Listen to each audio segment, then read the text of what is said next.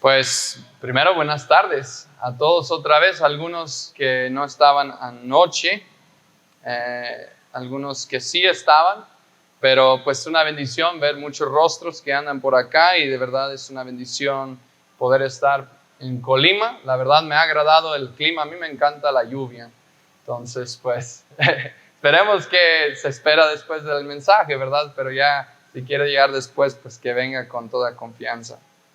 Mi nombre es Rolando Ortiz, mi esposa se llama Hannah y luego tenemos 4 diferentes hijos de varios modelos, 2014, 2016 y luego otro 2019 creo por ahí, 18 y luego, bueno, ahí están los diferentes modelos que hemos sacado. Gloria a Dios por mi familia también que viene conmigo y me apoya. Es una bendición poder siempre viajar con ella. He procurado hacer lo que hizo Cefas o Pedro, como le quieres llamar, que siempre llevaba a su mujer con él. Pues yo siempre me la traigo conmigo a donde sea. Y si me invitan, dicen, no podemos pagar tu esposa, pues le digo gracias a la otra. Ya cuando ahorramos para la esposa. Y la hacemos de esa manera. Pero bueno, es una bendición estar con ustedes. Hemos estado tocando este tema del sentir, un mismo sentir y quiero que vayan de nuevo al pasaje que habíamos leído y lo vamos a leer varias veces esta semana. Bendición sería irnos memorizando este pasaje, si no lo han memorizado hasta ahorita. Pero aquí en Filipenses 2, 5 al 11 está esta sección que se conoce como un antiguo himno de la iglesia primitiva, un himno lleno de información doctrinal profundo y cristológico centrado en nuestro gran Salvador y por lo tanto de mucho alimento para nuestra alma, que realmente en 3 noches vamos a quedarnos aquí más que nada, pero no vamos a cubrir todo lo que está aquí y muchas veces simplemente vamos a acercarnos a la orilla del abismo y más voltear para abajo a sus profundidades y decir, pues es mucho más allá de lo que yo percibo, pero gloria a Dios hasta donde yo puedo percibir. Filipenses capítulo 2, 5 al 11 dice así: haya pues en vosotros este sentir que hubo también en Cristo Jesús, el cual, siendo en forma de Dios, no estimó el ser igual a Dios como cosa a que aferrarse, sino que se despojó a sí mismo, tomando forma de siervo, hecho semejante a los hombres, y estando en la condición de hombre, se humilló a sí mismo, haciéndose obediente hasta la muerte y muerte de cruz. Por lo cual Dios también le exaltó hasta lo sumo y le dio un nombre que es sobre todo nombre, para que en el nombre de Jesús se dobla toda rodilla de los que están en los cielos y en la tierra y debajo de la tierra, y toda lengua confiese que Jesucristo es el Señor, para gloria de Dios Padre. Voy a empezar con un poquito de repaso por si alguien llegó por primera vez o simplemente para recordar dónde estamos si ya vinieron la noche pasada.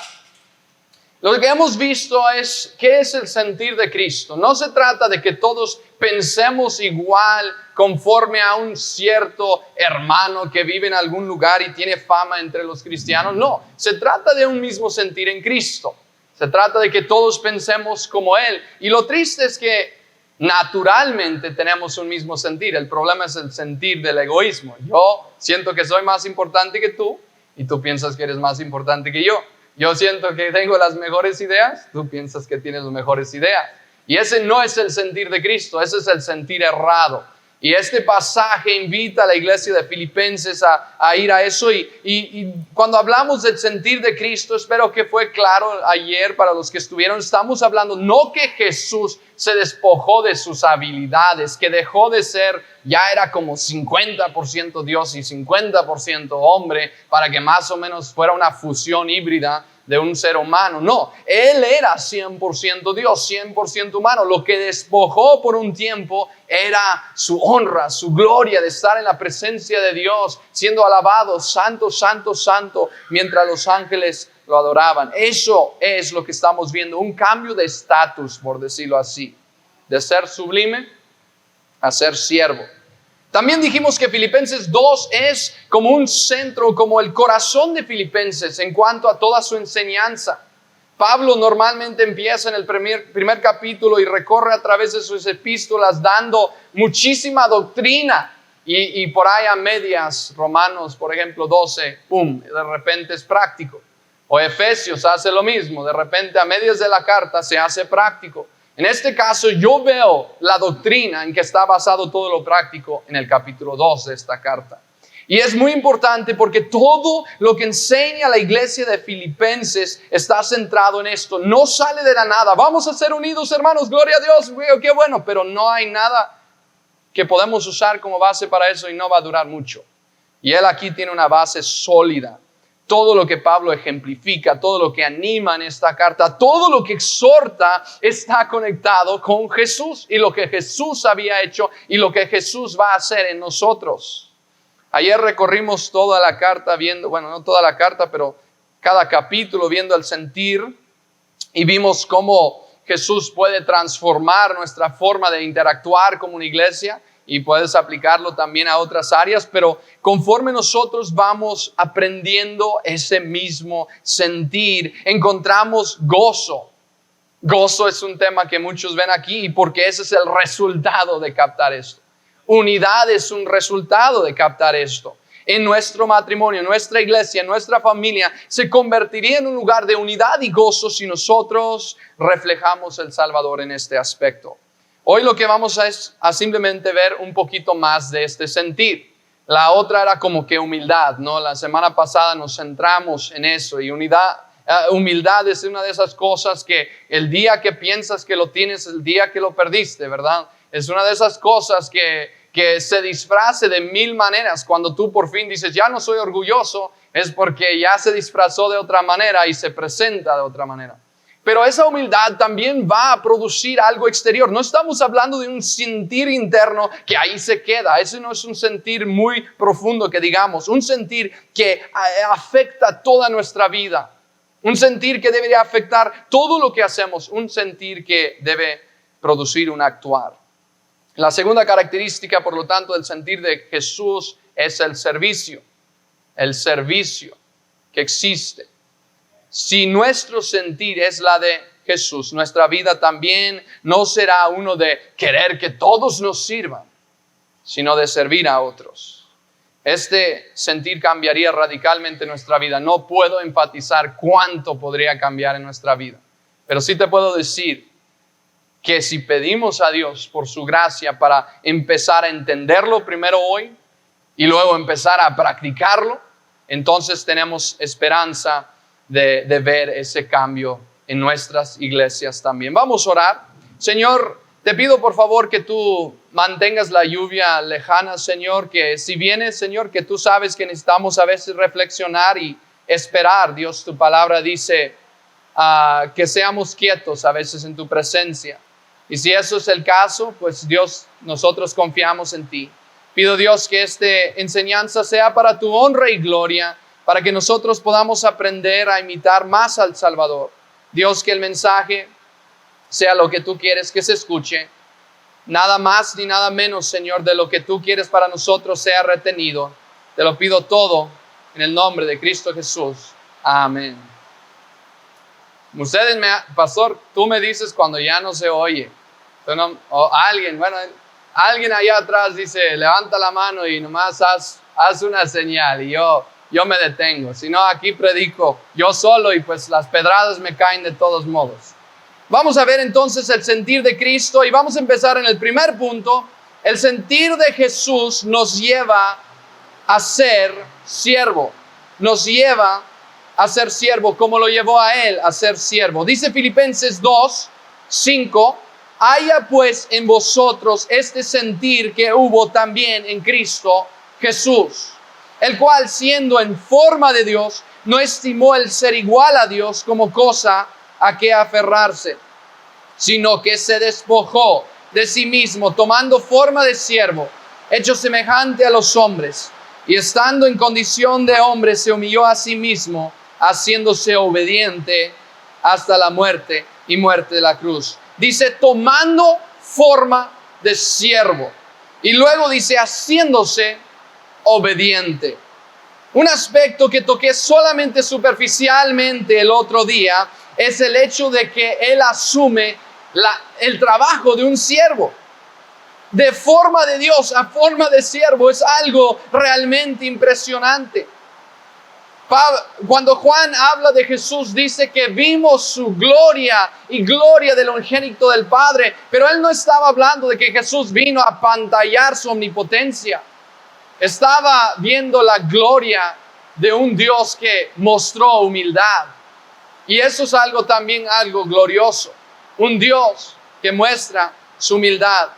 Si tú eres como yo, tienes mucho tiempo en la iglesia, tú puedes saborear el maná del cielo y a veces ni siquiera te saca un aleluya del corazón. Ya tienes tiempo comiéndolo. Yo sí diría, hermanos, los invito a todos a los mejores tacos del pueblo después del servicio. Probablemente saca un amén más apasionado que si digo, Cristo es siervo. ¿Por qué? Yo me he autoanalizado y me he preguntado por qué, porque yo respondo igual, no vengo a apuntar los dedos hacia ustedes. Pienso yo que a veces tenemos tanto tiempo, no tanto que amamos los tacos más que el Señor ya, pero ya no pensamos en lo que estamos diciendo. Ya pensamos que lo hemos escuchado anteriormente, por lo tanto no es nada grande. Ya lo sé. Y por lo tanto robamos a Dios del aleluya que Él merece, de la alabanza que Él merece y el gozo de poder simplemente contemplar su ser. Así que yo te invito, te ruego que en esta noche tú no dejes que tu familiaridad con este tema te robe de eso y le robe a Él lo que le corresponde. Por un momento escucha la Biblia como si fuera la primera vez en tu vida. Les recuerdo, aquí dice, siendo en forma de Dios, no estimó el ser igual a Dios como cosa que aferrarse. Que dijera, no, eso nunca lo suelto. ¿Por qué lo suelto? Si estamos hablando de derechos, Jesús es hijo de Dios. Él podía haberse quedado en la gloria inaccesible por eternidades.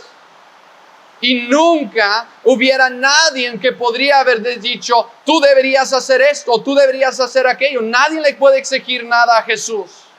Y sin embargo, aquí vemos que el Dios autosuficiente, o sea, un Dios que no ocupa que nadie lo sostenga, no ocupó que nadie lo creara al inicio, ni ocupa que nadie le alabe ahorita, ni ocupa que nadie habla bonito de Él para sentirse lleno. Es un Dios autosuficiente, no necesita comer para sostenerse, no necesita a nadie que le sirva, mucho menos que Él sirva a alguien más. Él no ocupa eso. Y sin embargo, Él se baja de su trono en este pasaje. Pone a un lado sus diademas, entra en el mundo oscuro y viene y se ciña de una toalla para servir a la humanidad. Eso debería impresionarnos, de tomando forma de siervo, haciéndose también, dice aquí, obediente. Y aquí también está una verdad impresionante. ¿Te das cuenta qué estamos diciendo cuando leemos este pasaje? Soberano omnipotente, siervo obediente. Eso es algo impresionante, el cambio. Y quiero que vayan conmigo a través de algunos pasajes de Lucas y luego de Juan, y luego vamos a regresar a Filipenses. El hecho de que se agachan y están buscando en la Biblia significa que todavía pueden oír. Pero vamos a ver a quién obedeció Jesús. ¿A quién obedeció? Vayan a Lucas capítulo 2, versículo 51. Lucas capítulo 2, versículo 51 nos muestra que una increíble verdad. Jesús obedeció a padres humanos. Jesús obedeció a padres humanos. Lucas 2, 51 dice, y descendió con ellos y volvió a Nazaret y estaba sujeto a ellos. Y su madre guardaba todas estas cosas en su corazón. Espera. Tiempo. ¿Quién estaba sujeto a quién en este pasaje? Jesús, el verbo encarnado, sujeto a José y María. No. Quizá lo leí mal. Algo tiene que estar mal aquí, ¿no? Estamos hablando de Jesús. Él hizo a José y María. Él escribió el código de su ADN. Él es el que puso su personalidad, escogió su familia, su linaje. Él es el que los vio desde su embrión, desde que empezaron, los vio, los conoció de antes de la fundación del mundo. Y no sé qué tan buenos padres fueron. Quizás nos alentaría a pensar que no fueron padres perfectos tampoco en todo sentido, pero sí tenían un hijo perfecto. Y tenían fallas a lo mejor ellos por el camino. Y a lo mejor dentro de lo que cabe eran buenos padres. Trataban de hacer lo mejor por sacar a este hijo adelante sabiendo quién era. Pero esto es increíble porque Jesús era, es y siempre será santo, santo, santo, y ellos eran pecadores. ¿Te puedes imaginar sujetarte a eso? Quizás lo leí mal, vamos a volverlo a leer. Y descendió con ellos, y vaya que sí descendió. Bueno, aquí está hablando de geografía, ¿verdad? De dónde bajó a Nazaret. Pero dice, y volvió a Nazaret y estaba Jesús, sujeto a ellos, José y María. Nosotros casi deberíamos parar aquí el mensaje y dejar que la lluvia cayera y nomás meditar en eso por un momento. Que Él estuviera sujeto a ellos. Tiene suficiente para el resto de la semana de meditación y alabanza a Dios. Y entre más le buscarías, más encontrarías. Pero Dios está retirando la lluvia, así que vamos a continuar al siguiente versículo. Dice el versículo 52, y Jesús crecía en sabiduría y en estatura y en gracia para con Dios y con los hombres. Mi mensaje va a estar basado en esto, gracia para con Dios y con los hombres. Ese es el sentir de Jesús.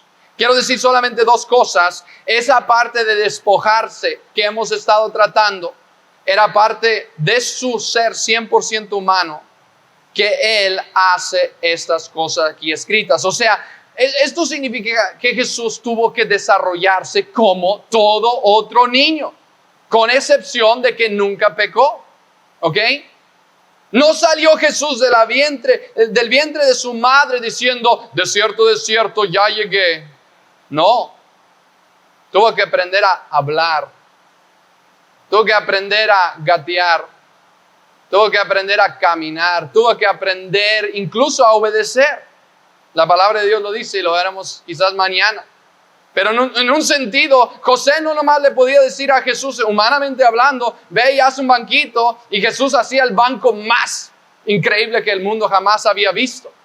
No, hubo un momento que le enseñó a usar las herramientas de su taller, y Jesús estuvo usándolos. Quizás se machucó un dedo algunas veces por el camino. ¿Te puedes imaginar? Jesús no era un fenómeno tan lejos de ser humano que nadie lo pudo distinguir. Hay películas donde Jesús agarra una piedra, es un niño y agarra la piedra y lo avienta, se hace paloma y que anda sanando para acá y para pura mentira. Si esa fuera la verdad, no hubieran dicho, no, ese es el hijo del carpintero, hubieran dicho, ese es el hijo, el niño milagroso de Nazaret, el que hace puro milagro por todas partes.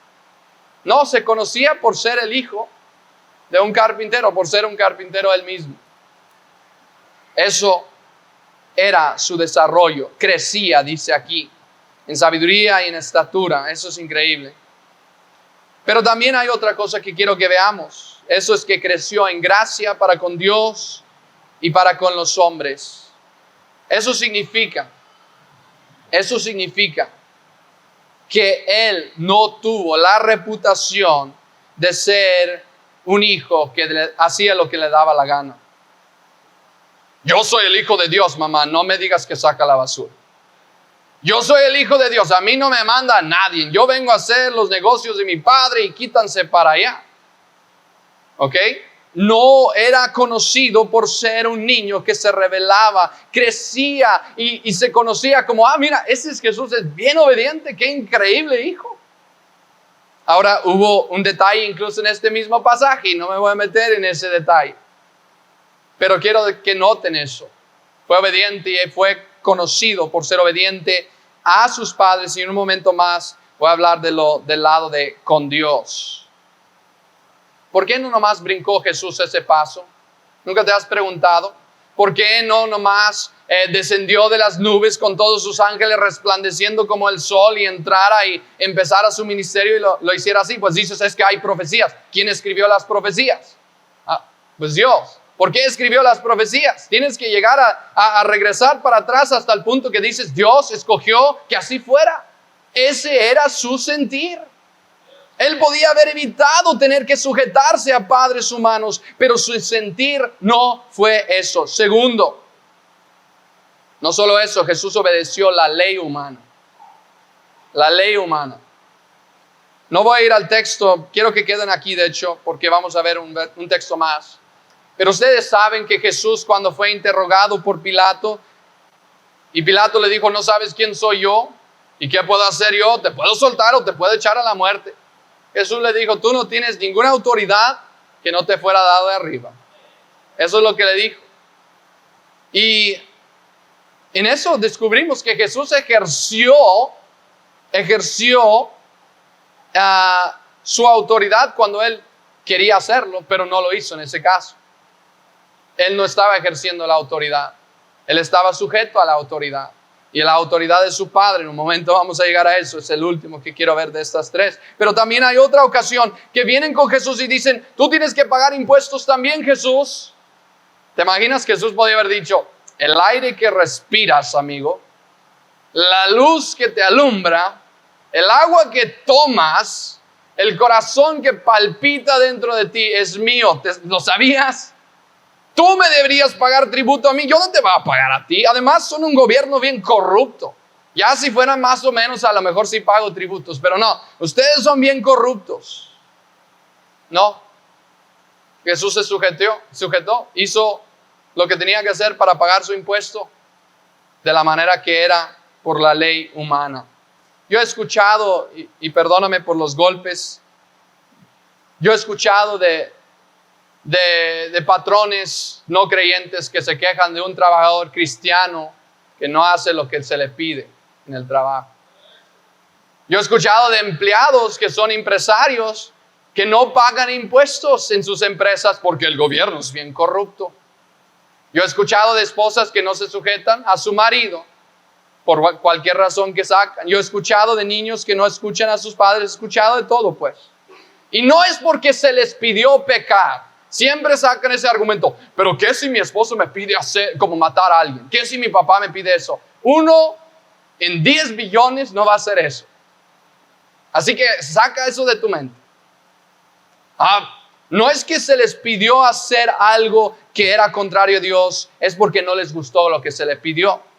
O es que porque otros niños no lo hacen, o otras esposas no lo hacen. O es porque, podremos decir, esa autoridad no sabe lo que está haciendo. Mi esposo, pero es un torpe, yo no lo puedo seguir. Mi jefe no sabe lo que está haciendo.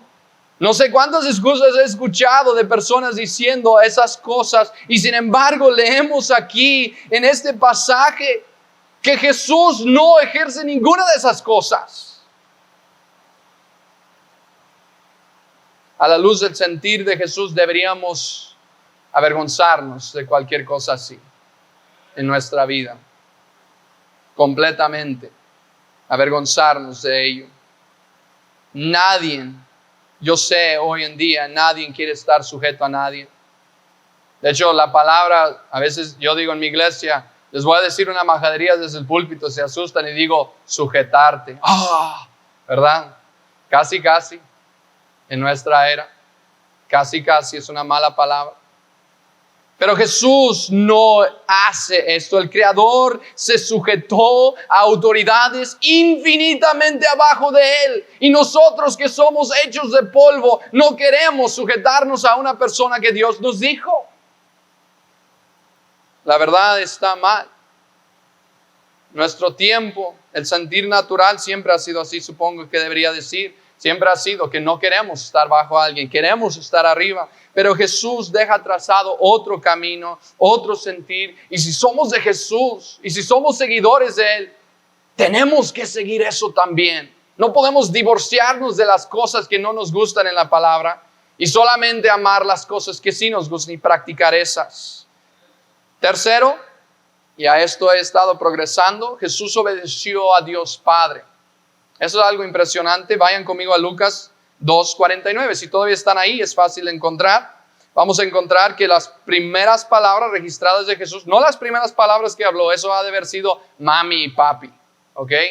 Las primeras palabras registradas de Jesús en este pasaje dice: entonces les dijo, ¿por qué me buscabais?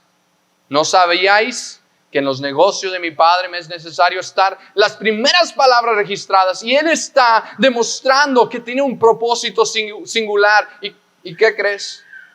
Una de sus últimas palabras en la cruz era: consumado es, un término de negocios cuando se terminaba un trato. No solamente a eso, a medias y en varias partes dice cosas como cuando estaba hablando con sus apóstoles una vez y dijo: mi comida es que haga la voluntad del que me envió y que acabe su obra. Eso es algo impresionante. En el principio, en el final y a medias, todo está enfocado en los negocios de su Padre cuando está aquí en la tierra. Y quiero que vean 3 increíbles textos de Juan, donde vemos el grado de esta obediencia. Juan 6:38, vayan a Juan 6:38 y vamos a brincar algunos capítulos, pero vamos a ver 3 textos realmente increíbles en cuanto a la medida en que Jesús se sujetaba a su Padre Celestial. Juan 6:38 dice, 6:38, ¿están conmigo? Porque he descendido del cielo no para hacer mi voluntad, sino la voluntad de ¿quién? Del que me envió. Brincan al capítulo 7:16. 7:16. Un capítulo adelante. San Juan 7:16 dice: Jesús le respondió y dijo: mi doctrina no es mía, sino de aquel que me envió. Brincan unos capítulos adelante al 12. Juan 12, versículo 49. Juan 12, versículo 49. Vamos a ver que va todavía un paso más en esto.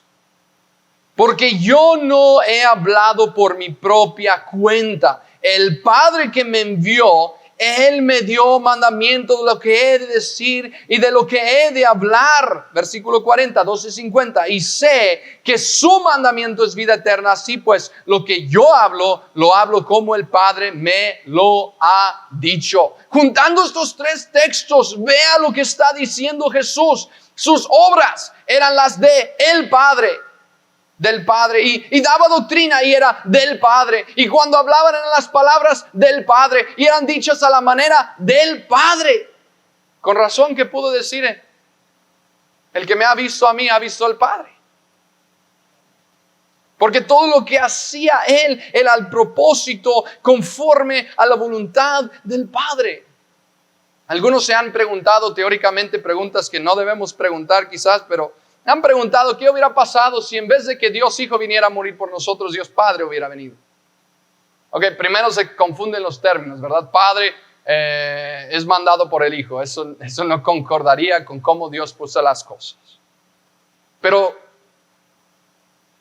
en un sentido práctico, pienso yo que no habría ninguna diferencia. Porque todo lo que Jesús hizo era lo que el Padre quiso que hiciera. Así que si el Padre hubiera venido, hubiera hecho exactamente lo mismo, hubiera dicho exactamente lo mismo, hubiera actuado de la misma manera, porque era su voluntad en todo esto. Jesús, escúchame, nunca ejerció, según estos pasajes, independencia de la voluntad del Padre. Y lo hizo con gozo. Era su gozo, era su comida, era su sostén. Casi le dije a alguien antes de empezar, Jesús casi se muere. No convierte ni una sola piedra en pan para salvarse la vida, si no era la voluntad del Padre. Eso era el grado en que Él obedecía. Y ahora existe un grupo de personas que dicen: no, los cristianos, no, hombre, ellos creen en la inferioridad de la mujer, que es de menos valor que el hombre. No es cierto, primero. La Biblia habla claramente que el hombre y la mujer son del mismo valor ante Dios, pero habla de complementarismo, que el hombre y la mujer se complementan el uno al otro. Cada uno contribuye a la relación para que haya un mejor movimiento de decisiones y un mejor enfoque. En muchas maneras podríamos meter ahí, pero déjame preguntarle ahora en este contexto, ¿es Dios Padre superior o de mayor valor que Dios Hijo? ¿Es de mayor valor Dios Padre que Dios Hijo? Si tú dices que sí, estás practicando una herejía que se llama subordinanismo, que un Dios grande hizo un Dios chico, que hizo un Dios más chiquito todavía. Eso no es cierto, son el mismo en todo ese sentido, y sin embargo cada uno tiene diferentes papeles en la vida, diferentes cosas que hacer. Jesús, dijimos en Filipenses, era igual a Dios, pero voluntariamente se sometió a la voluntad del Padre. Y sabes que Él quiere que eso sea reflejado en el matrimonio. Él quiere que la mujer refleje el sentir de Cristo al sujetarse a su esposo. Nomás lee lo que dice la palabra de Dios. Dios es la cabeza de Cristo, como Cristo el hombre, como el hombre cabeza de la mujer. Está un patrón ahí. Imita esto y el mundo se va a quedar impactado. De verdad, deberían poder hacerlo con gozo también. Si no lo hacen con gozo, esa es otra plática para otro día. Pero realmente podríamos ir mucho más allá que eso. Los hijos deben sujetarse a sus padres, reflejando el sentir de Cristo. Toda persona debe estar sujeto a una iglesia local en representación del sentir de Jesucristo. Todos vamos, todos, créame, el pastor, a lo mejor lo dice es el pastor, él está sujeto a otras personas. Hay personas a quien da cuentas. Hay personas a quien yo doy cuentas. Todos estamos abajo de alguien. Mentira el que puedes estar encima de todo. La verdad es que todos debemos reflejarlo en un sentido. Todos estamos aquí. Tú puedes cambiar tu forma de vestir, tu forma de peinarte, pero si no tienes el sentir de Cristo en este aspecto, no vas a impactar a nadie. No vas a llegarles al corazón, mira, quisiera que eso me pasara. ¿Verdad? Jesús no nos ganó el corazón por sentarse en su trono altísimo. Nos ganó el corazón cuando se bajó de su trono y se subió a una cruz. Ahí fue donde tú te enamoraste de Dios. Y nosotros tenemos que reflejar eso al mundo. Ahora, con eso en mente, vamos a ir a la aplicación que Pablo le da al sentir de Jesús. Ahora sí, regresando a Filipenses 1:1. Me pueden esperar ahí, nomás voy a decir antes de empezarlo. Al igual que Jesús fue obediente a Dios, gracia para con Dios y los hombres, nosotros también debemos tener ese doble enfoque. Nuestro servicio no solo es a Dios, porque Dios nos manda a servir a otros. Y por lo tanto tenemos que tener este doble enfoque. Y voy a hablar del servicio a Dios y después voy a regresar y hablar del servicio a los hermanos al final. Y a gente que a veces ni hermanos son. Pero Filipenses 1:1 dice, Pablo y Timoteo, siervos de Jesucristo. La palabra siervos podría ser también traducido esclavos. Realmente es algo impresionante, pero sí. Él no se llama aquí Pablo apóstol de Jesucristo. Hay casos en que lo hace en la Biblia, pero aquí no. Lo que sí no encuentro en la Biblia es que él se llama Pablo teólogo de Jesucristo. Lo que no encuentro es que él dice Pablo plantador de muchísimas iglesias de Jesucristo. Él no entra con ese tipo de pensamiento. Deja los credenciales que a nosotros más nos mueve a veces a un lado. ¿A qué instituto fuiste? ¿Qué tan grande es la iglesia donde estás? ¿Cuántas veces leíste la Biblia? ¿Cuántos años tienes en Cristo? ¿Cuántas iglesias has plantado, misionero? Y ahí vamos. Ya la cabeza está tan grande que ni cabe por estas puertas grandototas cuando terminamos de hablar de los logros de algunos seres humanos. A veces. Yo te voy a decir los credenciales de Pablo por un segundo. Su instituto fue estar con Jesús en el desierto 3 años aprendiendo. Su comisión fue directamente de Jesucristo. Sus logros, por lo menos plantó 14 iglesias. Por lo menos. Y sin embargo, eso no lo menciona. Porque no era el sentir de Cristo. Y él está reflejando a esta iglesia mejor conózcanme como el esclavo de Jesucristo, el siervo, dice. Y a veces aventamos esa palabra como si no tuviera significado porque tampoco lo meditamos. Eso será para otro día. Pero brincan ahora al versículo 21. Filipenses 1:21 dice, porque para mí el vivir es, paran ahí, alto, ya sé. Todos se lo saben. De memoria se lo saben. Pero quiero analizarte por un segundo. Si pudieras resumir todo el anhelo de tu vida en una sola palabra, ¿qué palabra escogerías? Si tomaras este texto como un versículo examen y tú tienes que llenar 2 espacios ahí, o por lo menos uno, ¿qué pondrías? Porque para mí el vivir es ¿qué? Y el morir es ¿qué?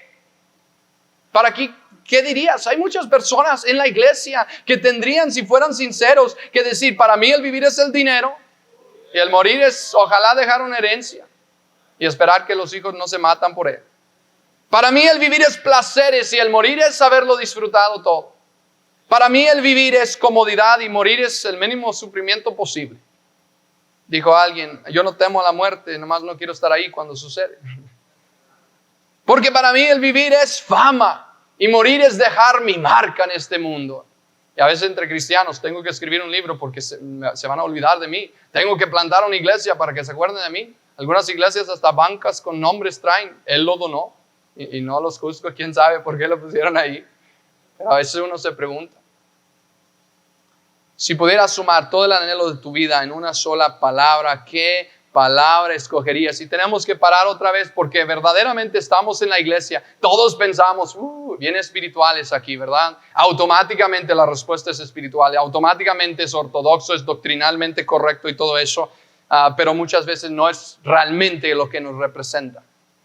Así que quizás una pregunta de análisis aún más incómoda sería si las personas que te conocen mejor resumieran tu vida a una sola palabra, ¿qué dirían ellos de ti? Nosotros podemos decir, porque para mí el vivir es Cristo, el morir en el ancho, gloria a Dios, aleluya. Tu esposa que te conoce y vive contigo todos los días, diría lo mismo. Tu esposo diría lo mismo. Tus hijos dirían lo mismo, padres. Para mi esposo el vivir es el trabajo. Para mi esposa el vivir es maquillaje. No sé, estoy aventando. Deportes, mi papá, para él el vivir es deportes. ¿Qué dirían de nosotros? De veras dice, es mi papá, para él el vivir es Cristo. Mi esposo, yo lo veo diario orando y leyendo la Biblia y Cristo fluye de su boca todo el tiempo. La verdad es que muchas personas deben de quitar de su lista de versículos de la vida este texto, porque no es cierto. Su versículo favorito quizás, pero no su versículo de la vida. Pablo no dice quisiera que para mí el vivir fuera Cristo. Dice, para mí el vivir es Cristo. No lo que debería ser, lo que es. Y nadie le cuestionó. Ninguno de Filipenses dijo, no es cierto, Pablo, a ti te gusta más el golf. Bueno, no jugaban golf de aquellos días. A ti te gustaba más el deporte de aquellos días que a Cristo. No, nadie le dijo nada y nadie aquí le diría nada aún hoy. Porque tú analizas la vida de Pablo y dices, sí, cierto. Ahí no mintió. Para él el vivir era Cristo. La evidencia iba a su favor. Para Jesús el vivir era ¿qué? La voluntad de su Padre. Él enseñó a Pablo a vivir por él, reflejando ese orden que mencionamos hace un momento. Pero vayan al capítulo 3, versículos 12 al 14, y vemos que este es el sentir de Pablo reflejado en esto también. No que lo haya alcanzado ya, ni que ya sea perfecto, sino que prosigo por ver si logro hacer aquello para lo cual fui también asido por Cristo Jesús. Hermanos, yo mismo no pretendo haberlo ya alcanzado, pero una cosa hago. Podríamos hacer la misma pregunta. Si dijeras, una cosa hago, ¿qué sería lo siguiente que dijeras? Dice, olvidando ciertamente lo que queda atrás y extendiéndome a lo que está delante, prosigo a la meta, al premio del supremo llamamiento de Dios en Cristo Jesús. El sentir de Jesús era obedecer en todo, en todo. Y nosotros, si estamos siguiendo a Jesús, deberíamos buscar lo mismo. Lo mismo. Yo sé, ningún cristiano es perfecto. A veces es pura excusa para nunca seguir adelante en nuestra vida cristiana. Pero es cierto, ningún cristiano es perfecto. Pero nuestra condición siempre debe de ser progreso hacia allá. Eso es lo que Pablo refleja aquí, un progreso hacia allá. No que llevo 30 años y los primeros 2 años, mi primer amor, y de ahí pues, pastor, lo perdí, ni modo, pues ya así soy. No soy perfecto. Y ahí va la excusa. Lo que veo aquí es que Pablo no estaba satisfecho con cómo era. Y esto era algo bueno, hermanos. Era una insatisfacción buena, no mala. Muchos tenemos el problema de estar satisfecho con una vida a medias, satisfecho con un matrimonio a medias. No nos hemos divorciado, pastor. Viven en 2 casas, pero bueno, eso es otro asunto. Muchos tenemos los hijos que van a la iglesia el domingo, es lo bueno. Con eso ya estoy contento, a medias. Nos conformamos con un poco de obediencia. ¿Sabes qué? Todo matrimonio cristiano tiene la promesa de la ayuda de Dios para florecer y reflejar lo que Cristo manda. Pero muchos no hacen uso de eso porque ya están satisfechos con que no son tan malos como el vecino de enfrente. Si fuimos instrumentales en ganar una sola persona a Cristo, todas las pruebas que enfrentamos, todas las luchas de este mundo valieron la pena, amén. Pero no deberíamos conformarnos con uno. Si eso ya pasó, gloria a Dios, pero quedan muchos más. No deberíamos ser satisfechos con llegar al cielo. Deberíamos esforzarnos por obedecer de la mejor manera posible, vivir en el poder de Dios ahora mismo. Y no debes de conformarte que tus hijos vayan a la iglesia y fueran a la escuela dominical. Tú, diario, deberías estar enseñando a los padres especialmente. Si tú no tienes un padre en casa, joven tu madre o madres que no tienen esposos, enseñarlos todos los días. No deberías conformarte con a medias. Pablo no está demostrando, por cierto, inmadurez aquí cuando dice no he alcanzado la meta. Eso es una señal de gracia. Es una santa insatisfacción, un santo descontentamiento que te lleva a propulsionarte más hacia allá, a lo que Dios quiere de ti y no quedarte ahí atorado. Si nos comparamos con nuestros vecinos, claro, vamos a hallar a alguien que decimos, ese no está como yo, así que estoy más o menos. Pero nuestro vecino no es la meta. No es la meta.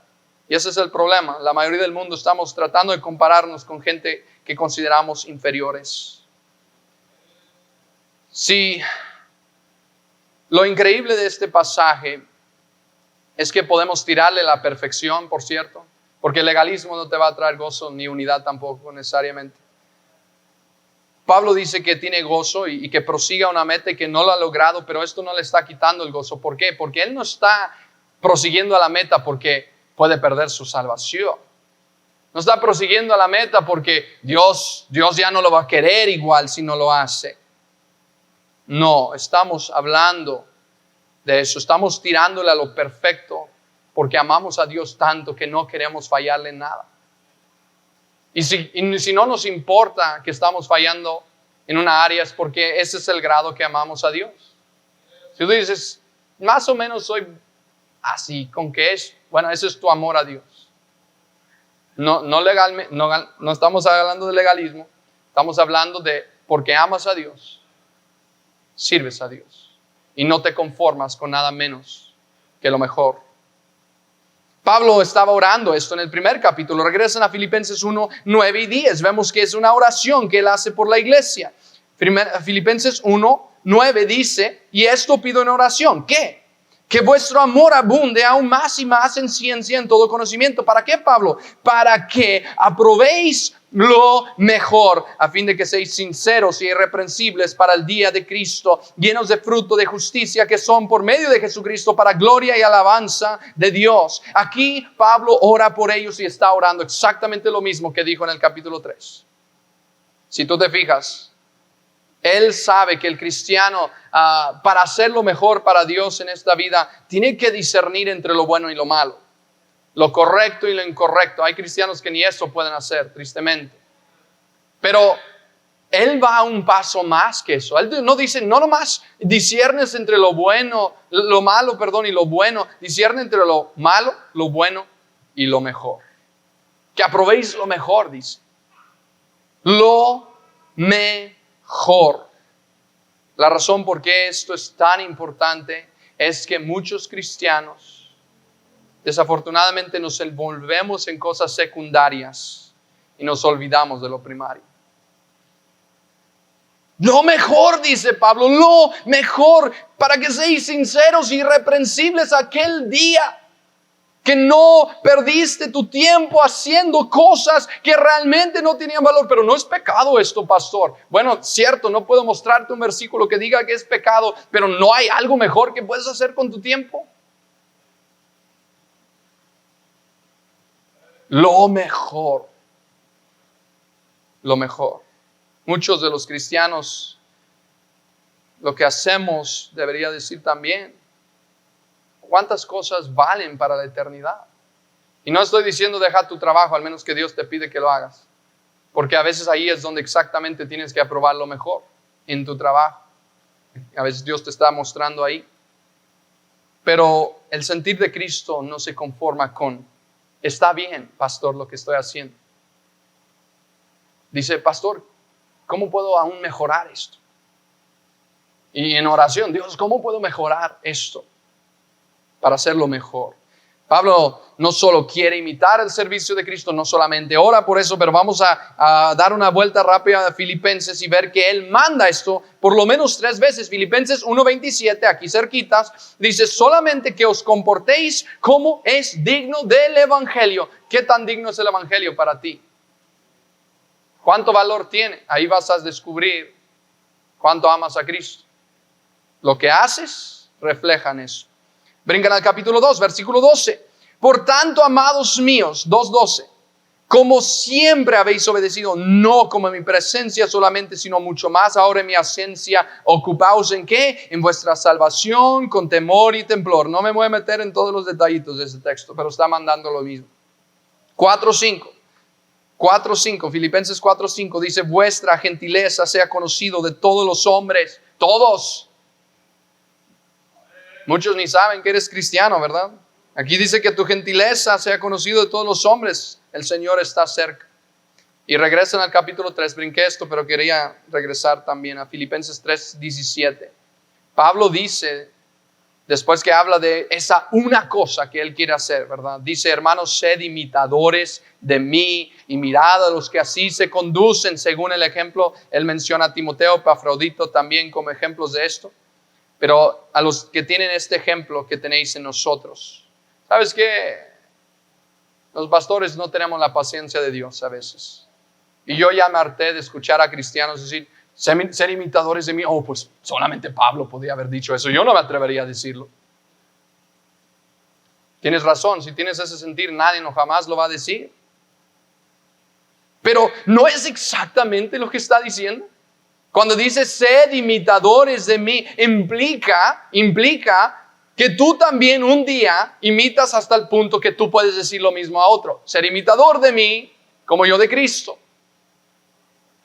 ¿No es eso lo que la palabra de Dios está tratando de decirnos? Ah, no, yo nunca diría eso. Claro que sí, tú tienes pecado en tu vida y no lo quieres corregir. Arregla eso, porque esto es un mandato. Busca lo mejor. Tírale a esa meta. Yo sé que nunca vas a terminar, pero tírale a esa meta.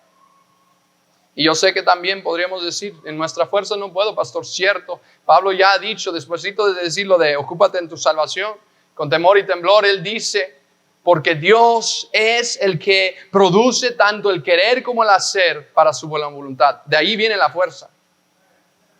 Otro texto, ustedes se la saben de memoria, Filipenses 1:6. Persuadidos de esto, que el que comenzó la buena obra en vosotros, la perfeccionará hasta el día de Jesucristo. No estamos haciendo esto en nuestra fuerza, eso sería un error también. Pero déjame decirte, con la ayuda del Espíritu Santo, quien Él es el agente de la Trinidad que obra en nuestra santificación, podemos progresar en esa dirección cada día más. Podemos progresar para allá. Algunos, desafortunadamente, en nuestro tiempo sobreenfatizan cosas del Espíritu Santo hasta pasarse de lo bíblico a lo que ya ni es bíblico. Pero a veces entre los bautistas creemos en Dios Padre, Dios Hijo y la Santa Biblia. Y no creemos en la fuerza que nos va a hacer vivir esta página que acabamos de leer. Necesitamos depender de su fuerza. No quiero que se vayan a su casa diciendo, el pastor me dijo que tengo que esforzarme más en mi fuerza. Sí, pero en la fuerza de Dios. Amarlo con todo tu corazón, alma, mente y fuerzas. Entonces mi fuerza, sí, pero en la fuerza de Él. Es un poquito, a lo mejor difícil de comprender, pero eso es el equilibrio que la Biblia enseña.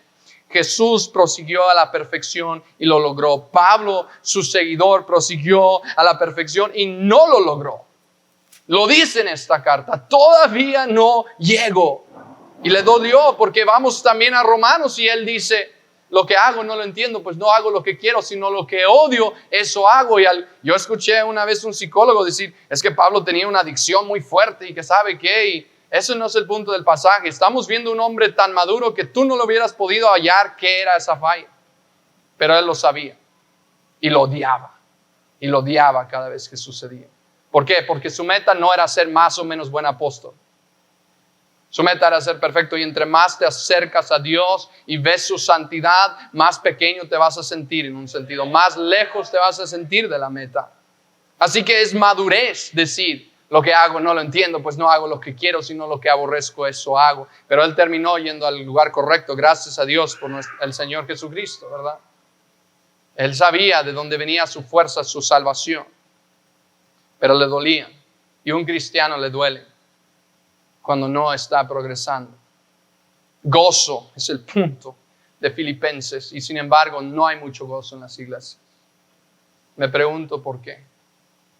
No tengo la respuesta, por decirlo así, pero pienso que en parte es que nos hemos conformado con una falsa satisfacción y lo sabemos, pero no arreglamos las cosas. Y así vivimos. Filipenses 2, vamos a ver solamente en aplicación última como conclusión, el servicio a los hermanos. Todo eso se trataba de servicio a Dios. Filipenses 2:4 encontramos la voluntad de Dios es que sirvamos a otros. Dice, no mirando cada uno por lo suyo propio, sino cada cual también por lo de los otros. Es bien fácil decir, yo soy siervo de Dios y caminar como un santucho por todas partes, mirando de la nariz para abajo a toda la gente. La pregunta es, ¿sirves a tus hermanos? ¿Sirves a aquellos que Dios ha puesto como autoridades en tu vida? Eso te va a decir si eres siervo de Dios. Porque Dios manda eso. Él pide eso. Él ejemplifica en este libro eso. Te sometes a tu autoridad, hijos a sus padres, esposas a sus esposos, todos a una iglesia, todos a sus patrones, todos a quien sea que es esa autoridad. Te sujetas ahí. Si no, no me digas que eres siervo de Dios. Estás deshonrando a Dios a diario con esa actitud. Te das cuenta que la vida de Jesús era para servir, no ser servido, y te das cuenta que Él quiere que tú tengas el mismo propósito. El mismo. Lo increíble, dije que en Filipenses 1:1, siervo de Jesucristo es la palabra que también puede ser traducido esclavo y se traduce así en varias partes de la Biblia. Y debería maravillarte saber que es la misma palabra que también aparece de Jesús cuando dice tomó forma de esclavo. Siervo, pero esclavo. Era el siervo más bajo. ¿Por qué? Porque un siervo a lo mejor tiene su límite, el esclavo tiene que obedecer en todo. Jesús, su propósito era todo. Todo, todo. Lo que el Padre quería, y solamente si hubo una desviación entre la voluntad del Padre y otras autoridades en su vida, había una diferencia. Tenía que seguir al Padre. pero su meta era todo. ¿Te das cuenta que ese debería ser nuestro propósito? Si Dios quería que fuéramos simplemente cómodos, ya nos hubiera llevado al cielo desde cuándo. Calles de oro, estamos peleándonos por un peso a veces. Allá está todo. ¿Por qué no nos lleva? Porque tiene algo que tenemos que hacer aquí. Y parte de eso es servicio a los santos. Gente imperfecta también. Tú estás en esta tierra para servir a Dios y eso incluye a los hermanos. No puedes decir que sirves a Dios, pero no sirves a la gente a tu alrededor. Jesús se ciñó una toalla y ¿qué dijo? Dijo, ejemplos he dado para que como yo os he hecho, vosotros también hagáis. Nosotros no somos dignos de quitarle a la correa de su calzado. Y Él anda lavando los pies de sus apóstoles. Y nosotros no queremos hacerlo con otra persona. Es algo tremendo. Es algo tremendo. Pues estamos con esta pregunta. ¿Estás satisfecho con tu vida en Cristo? Espero que todos dijeron no ahorita, porque esa era la respuesta que estaba buscando. Gracias a Dios por la vida que Él nos ha dado. Eso sí, yo estoy hablando de qué tan cerca estás a Cristo. ¿Qué tanto le sirves? ¿Estás satisfecho con eso? Espero que puedas decir sinceramente no, pero yo prosigo. Yo prosigo a la meta. ¿Estás aprobando lo mejor o nomás estás haciendo lo que está en la área gris o un poquito para acá del lado bueno? Es bueno lo que hago, pastor. Está bien. Es lo mejor que puedes hacer. Por amor a Cristo. Es lo mejor. Esas preguntas yo te los dejo y tú tendrás que analizar tu corazón. Desde el púlpito decimos muchas cosas y no sabemos a quién le toca. A veces nos pegó aquí y rebotó para allá. Pero cada quien tendrá que analizarse. Vamos a orar. Señor, te doy gracias por este estudio. De nuevo, de ver el sentir de Cristo. De ver cómo descendió siendo Dios, en forma de Dios. Obedece a seres humanos. Obedece leyes de un gobierno corrupto, pagano. Sobre todo obedece a su Padre y no quiere que ni una sola cosa que Él haga sea independiente de la voluntad de su Padre. Ni una palabra que salga de su boca. Y Él es el ejemplo y Él es la razón que podemos arrimarnos porque Él sí lo logró por nosotros. Gloria a su nombre.